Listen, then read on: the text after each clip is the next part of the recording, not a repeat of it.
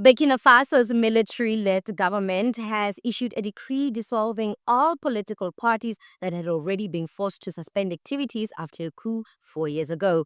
The Western African Nations Council of Ministers passed the decree amid the government's ongoing crackdown on dissenting voices as it struggles to contain insurgencies linked to Al-Qaeda and ISIS.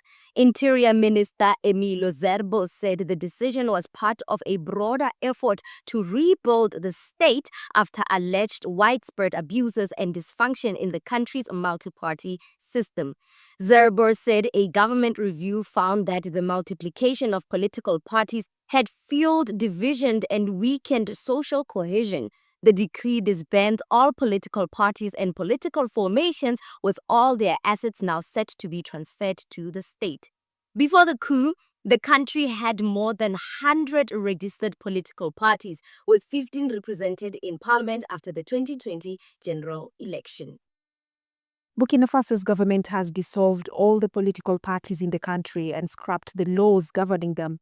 Activities by political parties have long been suspended in the country under Captain Ibrahim Traoré, who came to power in 2022.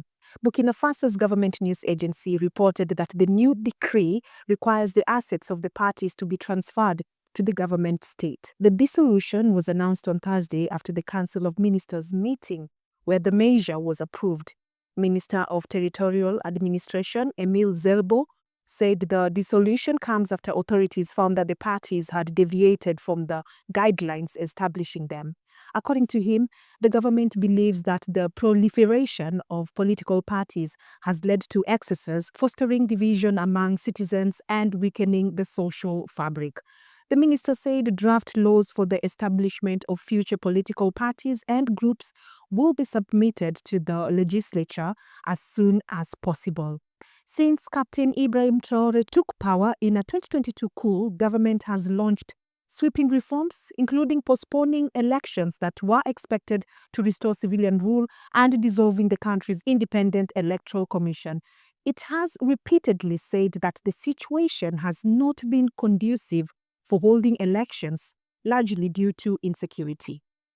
Good for Burkina Faso. Good for them, honestly. Like, big ups. I am for the dissolving of political parties. I've said so in many of my previous posts. Like, honestly, good for Burkina Faso. Good for them, because for decades, political parties across Africa haven't always represented the people. In many cases, they've become tools for division, foreign influence, and endless instability.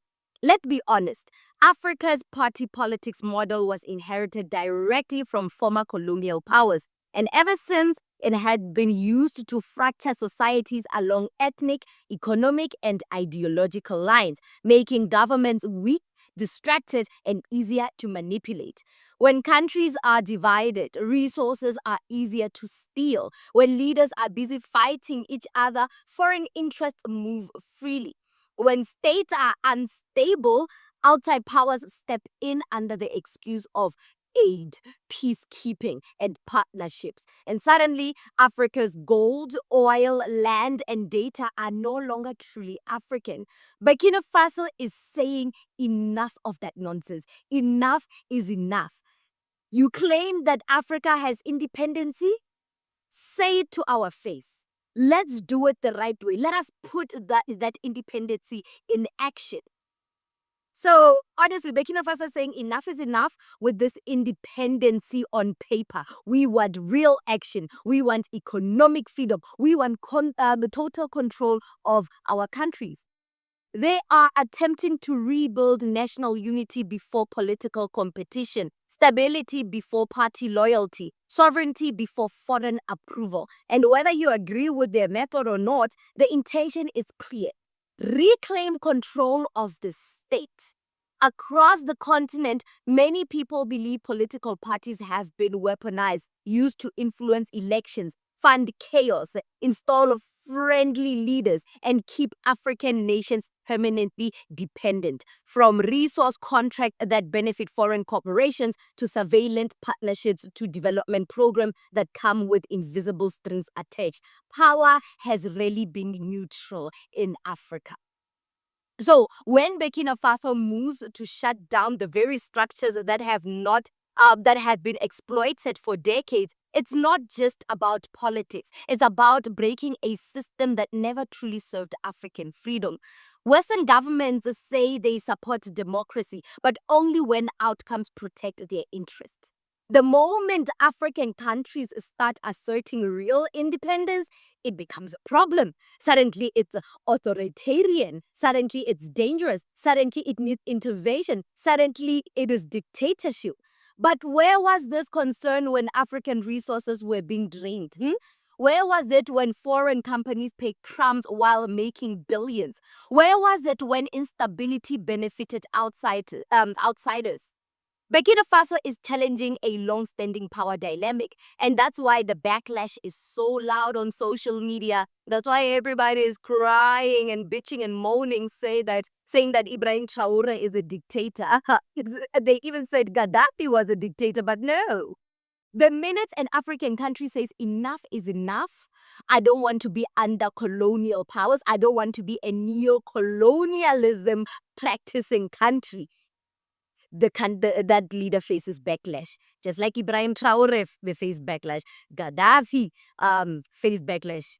Saddam Hussein faced backlash. Heck, I can even say Nicolas Maduro of Venezuela faced that backlash the minute he wanted true independence. This isn't just about dissolving political parties for Burkina Faso. It's about who controls Africa's future. And maybe, just maybe, rebuilding from the ground up is what true independence actually looks like. And it pains the Western world. The propaganda is going to start rolling in. I can see it on social media with black people, raccoons, African raccoons, people that look like me, but they are raccoons. They're saying that Burkina Faso is not what it thinks it is. It's not what it seems it is. That maybe Ibrahim Traoré is a dictator. But we have seen this multiplication of political parties throughout Africa, that it does not serve African people. The construct of democracy comes from the hymn books of the Western powers. That's why they are able to sneak in, pay crumbs for our resources so they can make billions. It's no longer serving Africans. Political parties are the reason why Africa is crippled. Political parties are the reason why we're still living in poverty 70 plus years after independence. So I say, let's dismantle it. Let's dismantle the political party system throughout Africa. Let's see how it will work, because it benefited China. They don't have political parties, and it's working wonderfully. So let's see how it goes. Let's not judge before we see how other how other sovereignties sustain their new governance. Let us not judge before we put into action what we envision for ourselves. Let us not judge before the action is complete. If this fails, Burkina Faso can always go back to political parties. Why are we so hell-bent in putting someone down when they're trying to make changes? I think we are allowed as Africans to experiment with power as we see fit. Why would the Western powers or the Western countries have a problem if they truly gave us independence? Unless they are pulling the strings. They keep exposing themselves. But what pains me is that Africans don't see when